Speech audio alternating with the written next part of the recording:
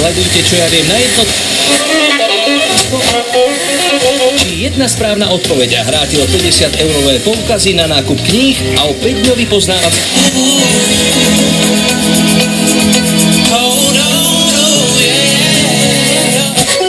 V Lidli každý deň nízke ceny, len vo štvrtok. Szágadások.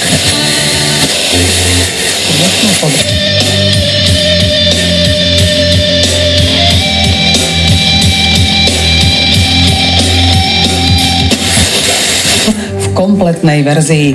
Audiokniha, ktorú načítal Igor Bareš a umelá inteligencia hlasom Karla Gotta, vychádza zajtra.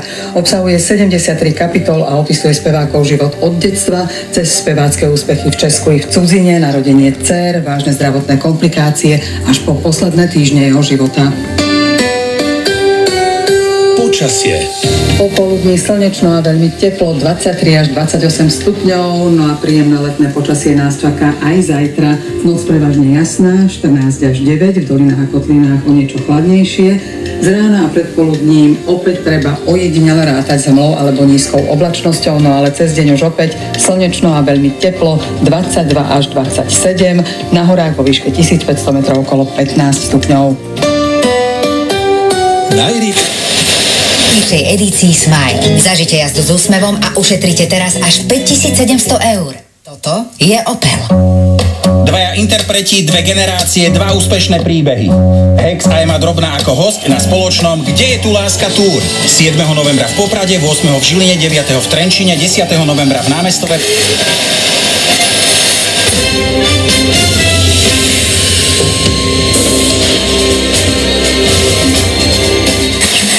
Upozorňujete.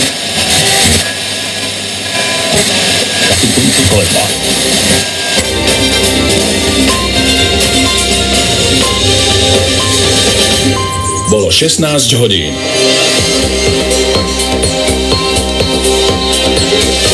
Správy RTVS. Štúdia realizovateľnosti pre druhú rúru tunela Branisko bude stáť 163 000 eur a hotová má byť do 10 mesiacov. Šéf NATO Jens Stoltenberg na neohlásenej návšteve Kyjeva povedal, že ukrajinské sily naďalej postupujú v protiofenzíve. Bude slnečno v noci 14 až 3, cez deň 22 až 27 stupňov. Príjemné popoludnie želá Eugen Šnírer.